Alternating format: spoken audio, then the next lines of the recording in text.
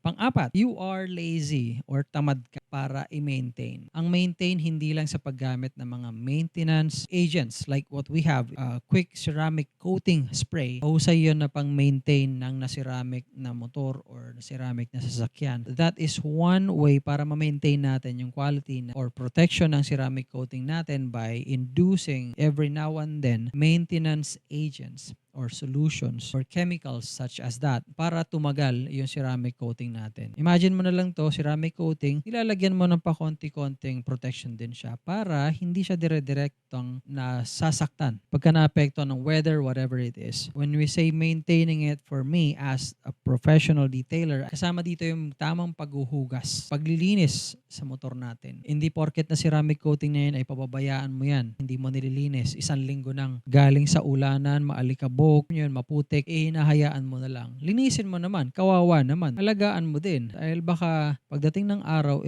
masira siya at iwanan ka. Hindi dapat tayo tamad and this is the same na pa-ceramic man yan o hindi. Dapat masipag pa rin tayo mag-maintain at mag-alaga ng ating motor o ng sasakyan. Ang 5, laging bilad sa arawan ang motor o sasakyan. Like I said kanina, ang klima dito sa Pilipinas hindi siya pareho ng klima sa ibang parte ng mundo kung saan mas malamig. So kung laging bilad ang kotse mo or motor mo sa arawan, mas madaling masira.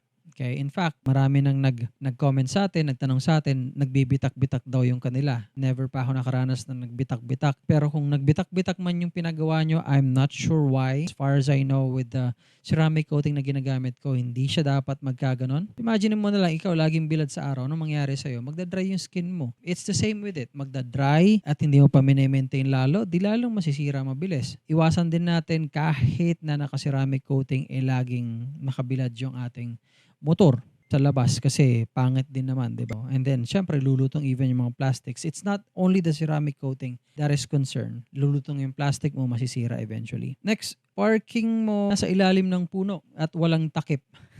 Kung parking mo sa ilalim ng puno and most of the time ang puno, may mga ibon pa pati. Okay? Lalo sa puno ng mangga, kakaroon yan ng mga tree sap, yung dagta ng puno. Pag yun pumatak sa motor mo, madaling makasira yan ng pintura. And even yung ipot ng ibon, kasi madalas nga sila nagtatambay dyan. Pag naiputan yung motor mo or yung sasakyan mo ng ibon or napatakan ng tree sap yan or dagta, 1 day, 2 days, nasisira na kaagad guys sa mga kaaraw. So kung nagtataka kayo, bakit may nakita kayong parang etching na, parang magaspang na top coat ng motor mo o sasakyan mo, posibleng doon nanggaling yun. At napakabilis niya guys sa mga kaaraw. That's warning.